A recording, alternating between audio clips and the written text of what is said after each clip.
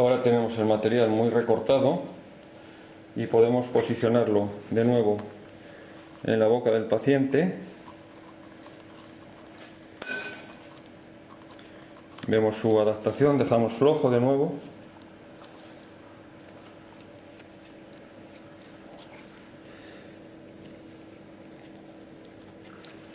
Las indentaciones son correctas.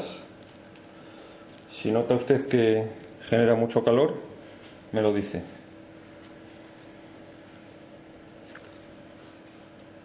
Y el material ahora podemos retirarlo de la boca en un estado aún semiplástico,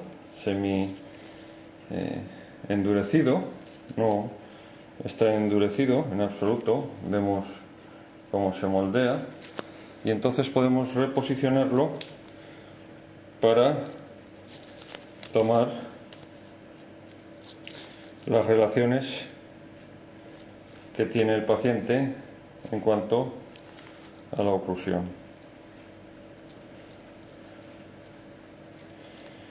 Entonces este sería el registro del material.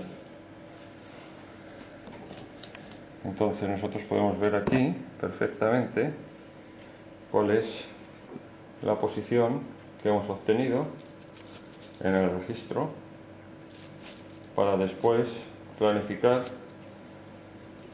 el trabajo rehabilitador y planificar si este registro, esta dimensión vertical coincide también con la dimensión vertical obtenida.